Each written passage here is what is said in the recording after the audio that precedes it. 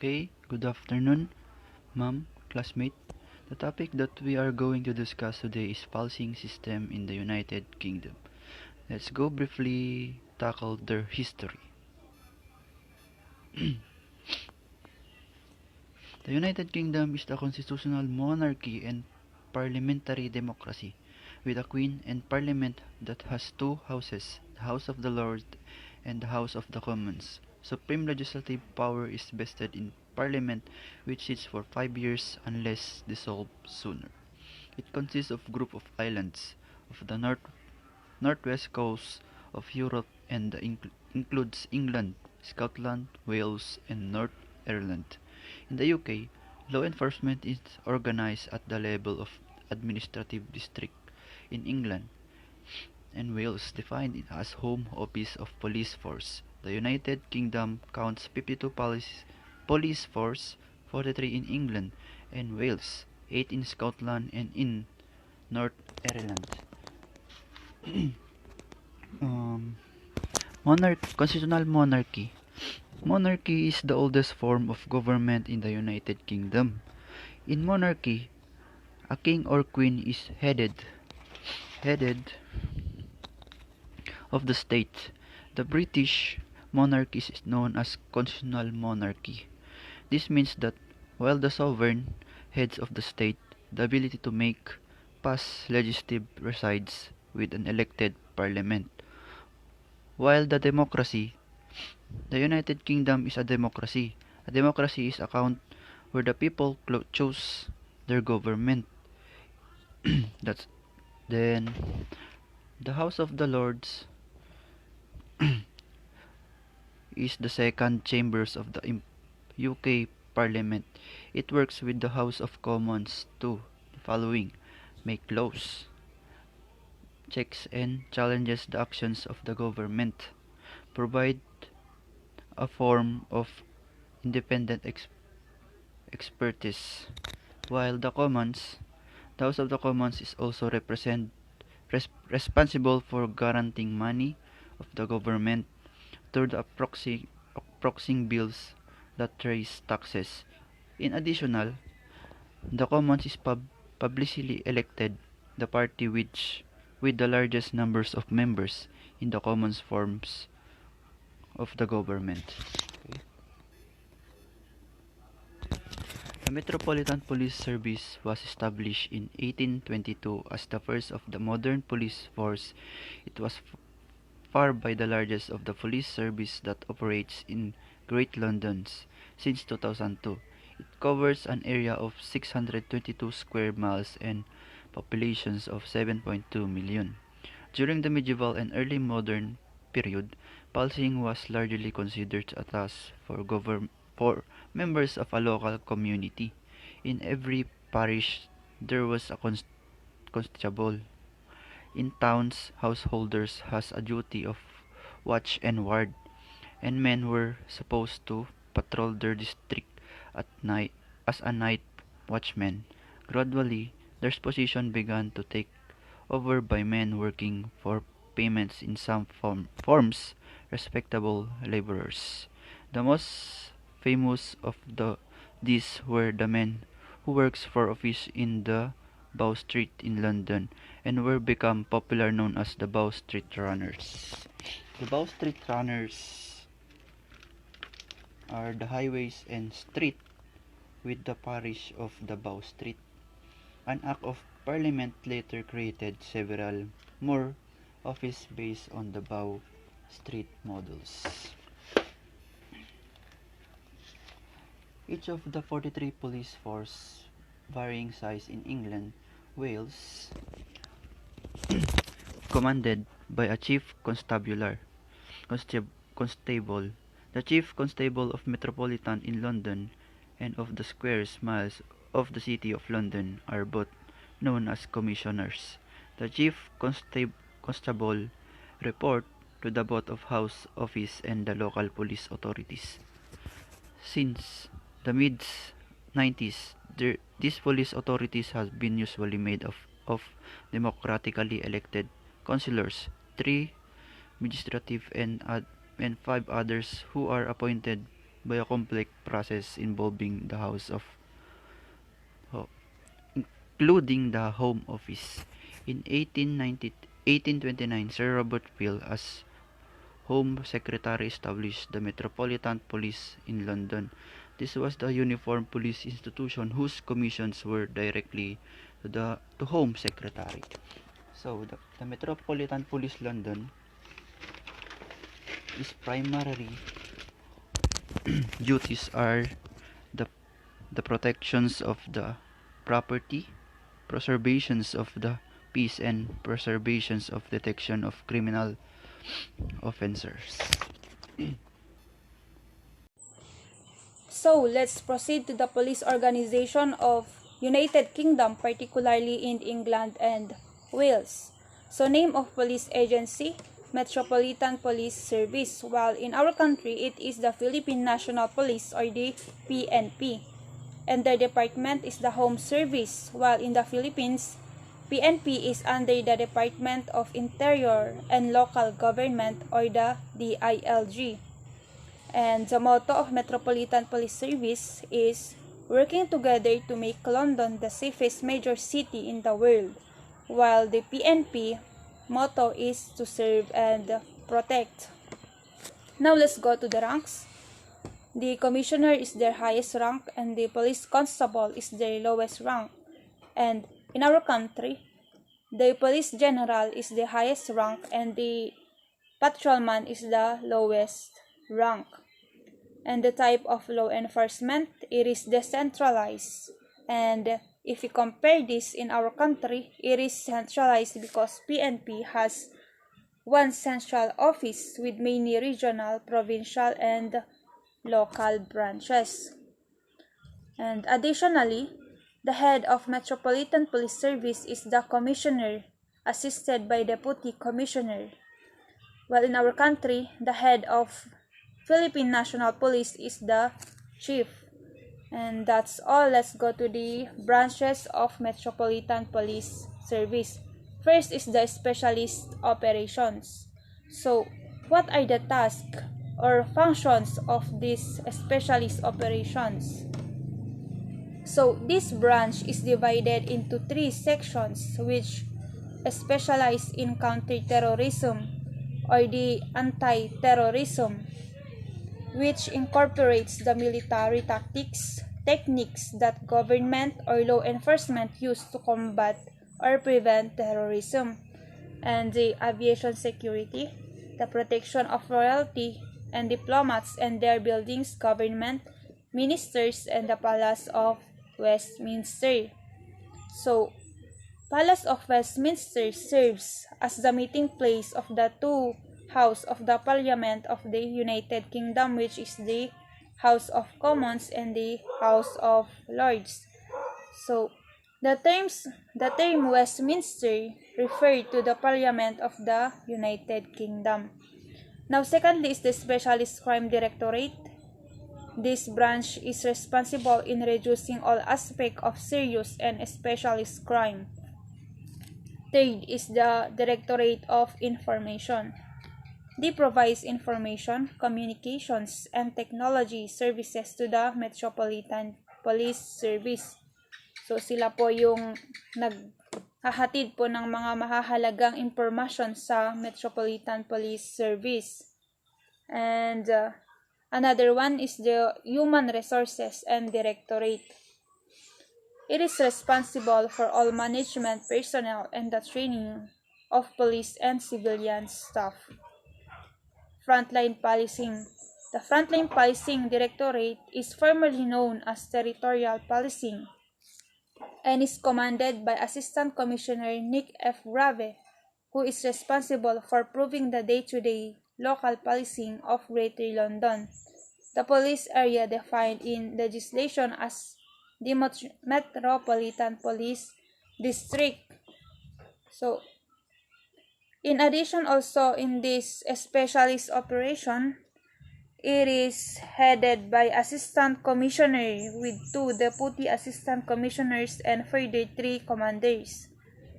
So, in these specialist operations, we have the so-called Counter-Terrorism Command, which is one of the organized command of specialist operations. And the priority of this command is to keep the public safe and to secure the London remains a hostile environment for terrorists. So that's all about the branches of Metropolitan Police Service. Now let's go to the police workforce. Police service rank data is published annually by the Home Service, which means it is happened twice each year. And the chart shows the trend in total police workforce. And the police workforce in England and Wales increased year on year until a peak in 2010. Since then, the size of the police workforce has fallen year on year until 2018, when the figure increased by 1,066 on the previous year. And as of this year, March 2020, there were estimated strength of 210,620 personnel, a reduction of 14% compared to 2010, and 4.3% increase compared to 2019 of March 31. So that's all. So let's proceed to the rank structure of Metropolitan Police Service. So as you can see, it was arranged from the highest rank down to the lowest rank. The highest rank is the commissioner and the lowest rank is the constable. So in the Philippines, we have the pat or the patrolman, which is the lowest rank in the Philippines. It's the same with the police constable in England. It is also the lowest rank. So the constable, the salary of the police constable is 20,000, and it depends on their organization, because from 20,000 it can increase up to 26,000. So the second rank is the sergeant. So the sergeant is the first supervisory rank. So as you can see in its definition, it is the first first supervisory rank in policing and generally remain operational. So it is the first supervisory rank, because if you are a sergeant, you have the authority to supervise over the constable, because you are higher than them. So next is the inspector. So the role of the police inspector is to manage the teams of sergeant, constable, and police staff, including portfolios and other documents.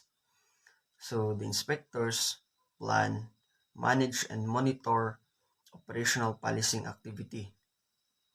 They effectively and efficiently direct the deployment of resources to incidents, including critical incidents. So the role of the inspector is to manage the sergeant and the constable, because the inspector is higher than the two, which are the sergeant and the constable. So if you'll be promoted from sergeant, automatically you will become an inspector. So next is the chief inspector. The chief inspector is senior to an inspector and junior to the superintendent. So if you become a chief inspector, yes, you are the chief inspector, but a junior to the superintendent. So next is the superintendent. it is a senior to the police rank of intendant and inferior to the rank of chief superintendent. They usually exercise the role of commanding officer. So the superintendent, it is uh, the senior of the police, senior of the police rank. So the chief inspector, the inspector, the sergeant, the constable, their chief is the superintendent. But the superintendent is also a junior to the chief superintendent. And when you are a superintendent, that's the time that you will practice the role of commanding. You will practice the role of being a commanding officer. So next is the chief superintendent. It is a chief to superintendent and a junior to the assistant chief constable or the commander. So if you become a chief superintendent, you are a chief to the superintendent, but you are a junior to the commander, just like the inspector. Yes, you are the chief inspector, but uh, you you are just only a chief to the inspector and not in the superintendent, just like the chief superintendent. You are the chief, but only in superintendent, not in the commander. So you are chief superintendent, but you are a junior to the commander. So next is the commander. It is it is directly responsible for leading and commanding the operational policing responses within their designated area of responsibility. So the commander, he is responsible for leading and commanding the operational policing in their designated area of responsibility. So next is the deputy assistant commissioner. So next to the commander is the deputy assistant commissioner. This is the rank between the assistant commissioner and the commander, responsible for supporting the police and crime commissioner in all aspects of his role. So as you can see, the deputy assistant commissioner is between the assistant commissioner and the commander. So the main role of the deputy assistant commissioner is to support the police and crime commissioner in all aspects of his role. So next is the assistant commissioner. They are appointed to assist the commission in conducting a review of parliamentary constituencies. They attend as many as possible of the public hearing held in the region of England. So one of their job is to attend uh, hearings in the region of England. So next is the deputy commissioner. It is the second highest rank. So in the Philippines, maybe the deputy commissioner is the same with the four-star general, which is the second highest rank in the Philippines. So next is the commissioner, the highest rank in Metropolitan Police Service in England. Okay, so let's talk on about their officers. The Metropolitan Police Officers have legal jurisdiction throughout all of the England and Wales, including areas that have their own special police forces, such as the Ministry of Defence, as dual police officers of territorial police forces. Officers also have their limited powers in Scotland and Northern Ireland. With more than 43,000 officers and staff, the Met is considered the UK's largest police service that has 25% of the total police budget for England and Wales. As such, It requires considered structure and division of disciplines and skills, with the aim of maintaining a finely tuned, cohesive organization. The structure of the Met shows that as of June 30, 2021, there were 32,657 police officers, 9,798 police staff, and the police community support officers with a total of 1,255, and lastly, their special officers with a total of 1,844. Provisional data shows that there were 137,704 officers in the territorial police forces in England and Wales as of March 31, 2021. This is an increase of 9,270 officers on the adjusted baseline of 128,434 of these additional officers. The total of 8,771 had been recruited from funding for the Police Uplift program and contribute towards the target of 20,000 by March 2023. And further, 4,999 additional officers had been recruited through other funding streams. The Metropolitan Police Service, or the MPS, has only been allocated 1,369 additional officers from the government. The need of the MPS of at least 6,000 of the government's additional officers and a total of 1,369 is not nearly enough. For the priorities of Metropolitan Police Service, they provide a local policing team in each electoral ward in London. They also combat terrorism and improve the safety and the security of their country. Number 3 is they develop an understanding of criminal networks to reduce the harm they cause to London. They also secure the safety of the transport network and the Olympic Games, while ensuring the resilience to deal with major incidents. They ensure the staff, partners, and the community have the information they need. They also put what the public wants from the police at the heart of the MPS.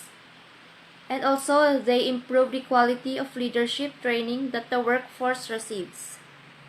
Rules and regulations. The legislations relating to policing in England and Wales is set out in a number of statutes. The Police Act of 1996 or the 1996 Act provides for the organizations of police force in England and Wales, include the Metropolitan Police Service, the City of London Police, and the 41 police force outside London, set out the functions of Secretary of the State in relation to policing, conference certain functions on the College of Policing, including in respect of the preparations of regulations made by the House of Secretary about the government. Administrations and conditions of service of police force provides for the inspections of force by HMIC, provides for the police federations and the police remunerations review body, and make provisions in respect of disciplinary matters.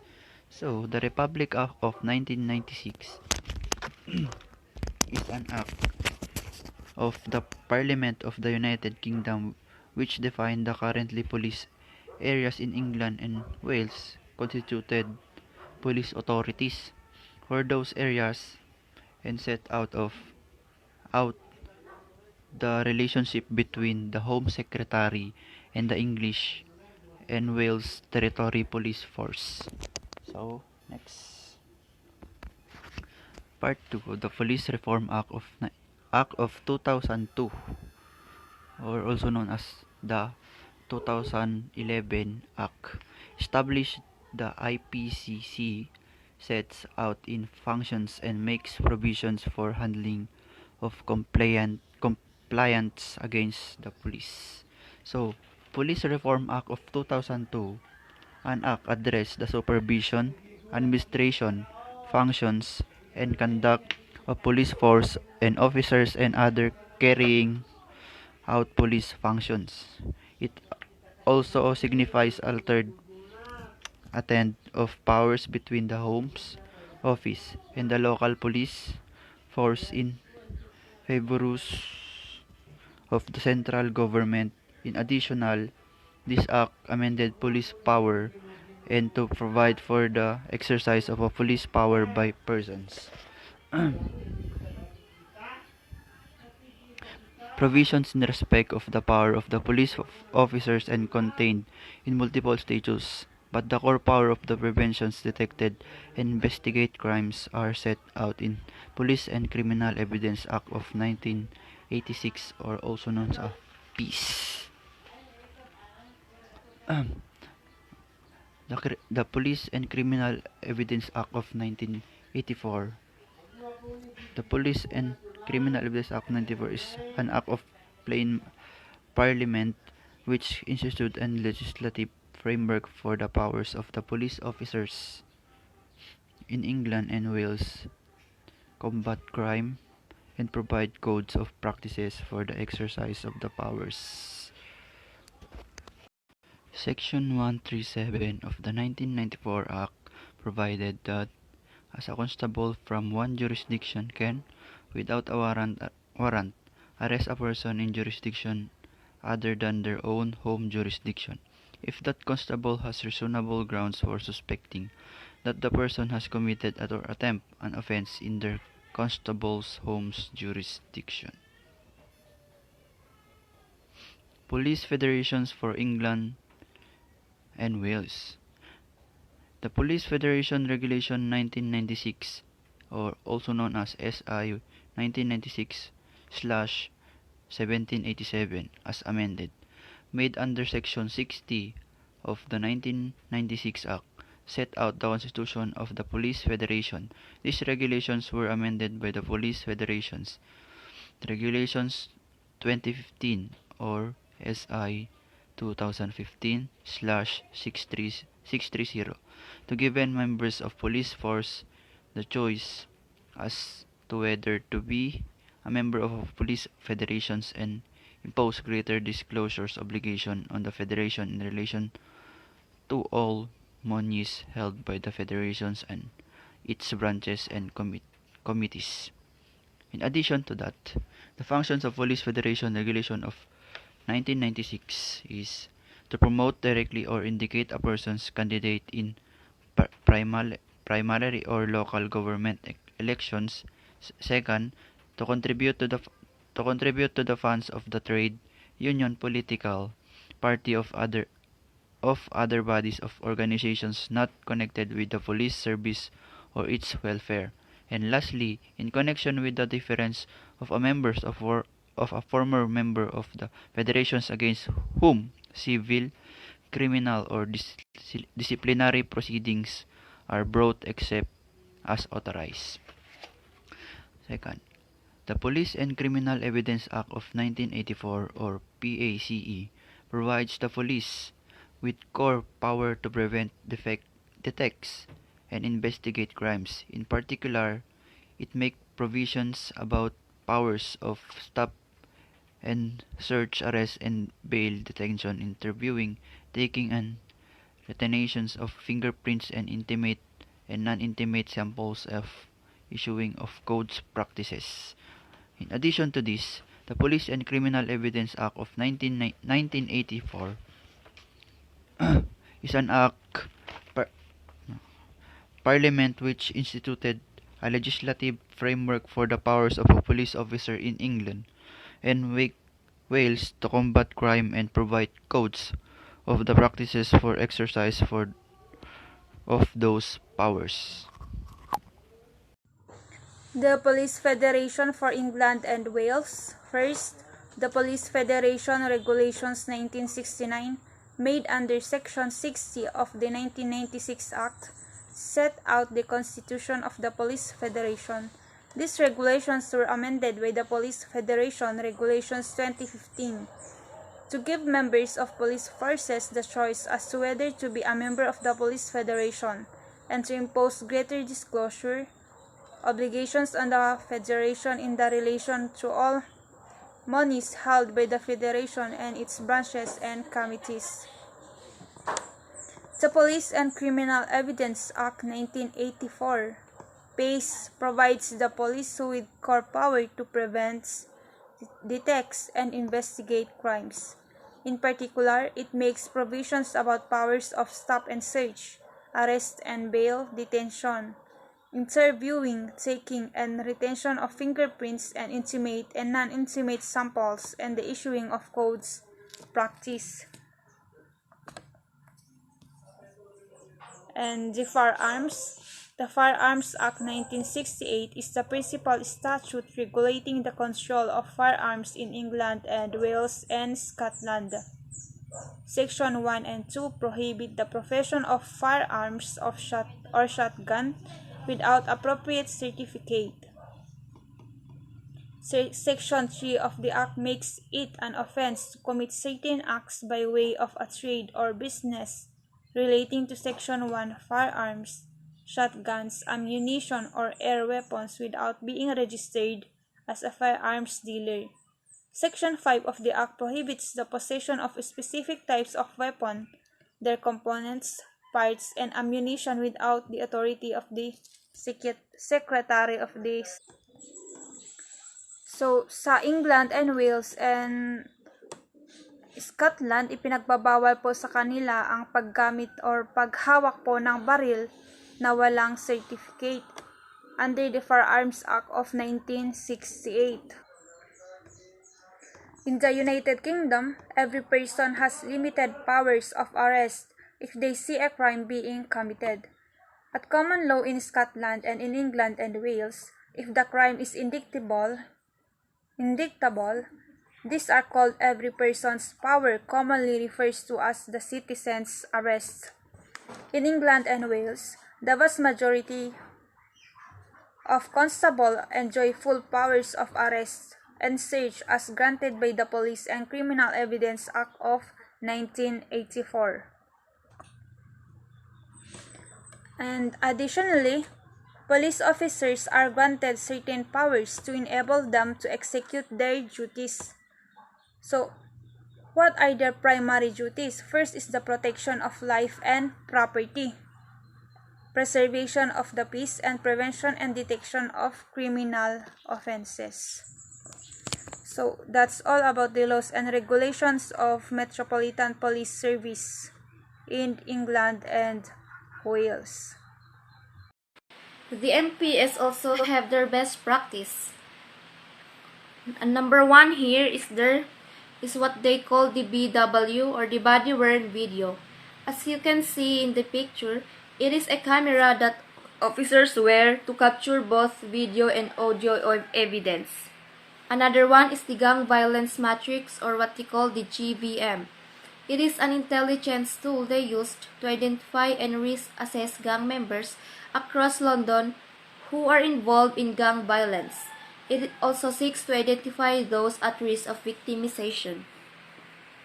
Next is the stop and search.